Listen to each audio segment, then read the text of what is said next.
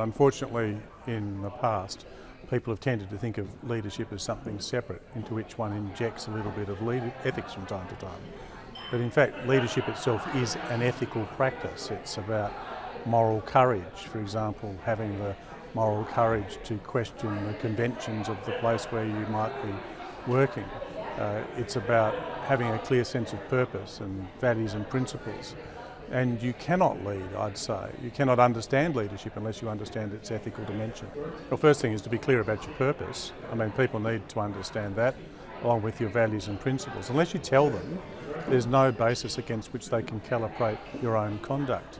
So you need to be very explicit about it, and then of course you need to be relentless in ensuring the consistency of what you actually do to see that aligns with what you say. Well, most of the bad things that happen in the world are done by good people doing bad things. So firstly, you've got to understand that in many, many cases, when you ask people, why did you do it? They'll say, well, I didn't see it at the time. Why did you not see it? Because everybody was doing it, because that's just the way we were doing things around here.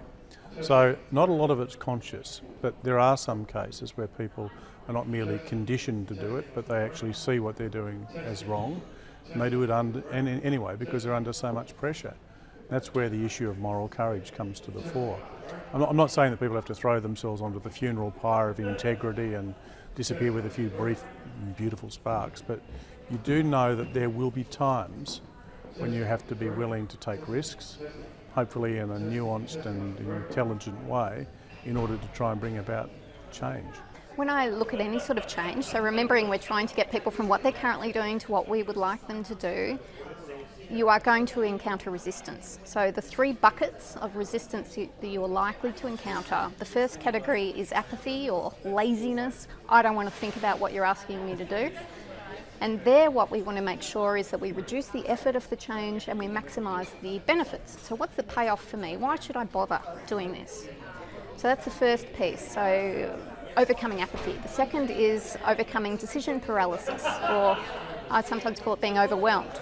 That's when we're asking them to change, but we're giving them so many things to think about that it's too much. They're like bunnies in the headlights.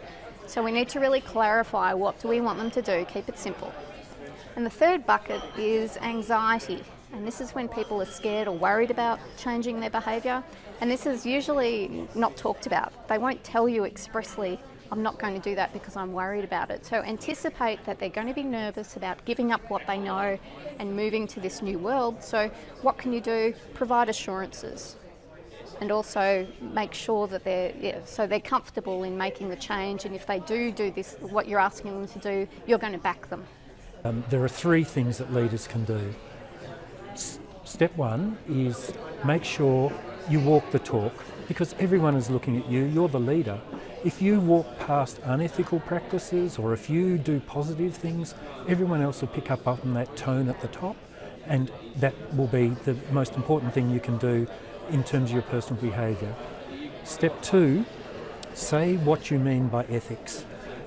Get some measures so people can say, oh yes, well, ethics means I'm going to treat the clients better, or make it really clear in practical ways so you can decide, so everyone's clear on what ethics is. Because just talking about ethics in general is a bit vague. Make it all very practical. And the third thing to do is go to your staff and say, look, here are some ethical values or some principles that we need to embed in our organisation. How can we do it in your workplace? Because what happens in a head office or a corporate office may be very different if you're in the office out in the bush. And so you talk with your staff about how they can do things, change work practices, maybe even redesign their jobs, maybe advertise the organisation in a different way, redesign the office perhaps. There's a lot of things you can do, often that don't cost a cent, that will then mean people not only understand what those values and ethics mean, but they will then do it because they are involved in building it themselves. We follow someone because we're invested in the relationship with them. We're relationship-forming animals. And all of this kind of, it's come in the last couple of years in research. And we've had a revolution about how we think about human beings, how we think that human beings behave, how we think that human beings do what they do. We don't do things because we think they're right. We don't do it that way, because right depends on context, on relationships, and a whole range of other things. We do things because we're invested in the relationship with someone. Now that can be the leader. If you get a skilled leader, he'll get people invested in the relationship with him or her. And once they're invested in that relationship, then they'll do what he suggests in order to strengthen that relationship. We don't engage in ethical behavior, we engage in group behavior.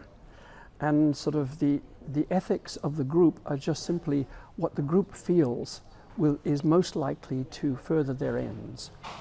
So we don't actually behave ethically or unethically.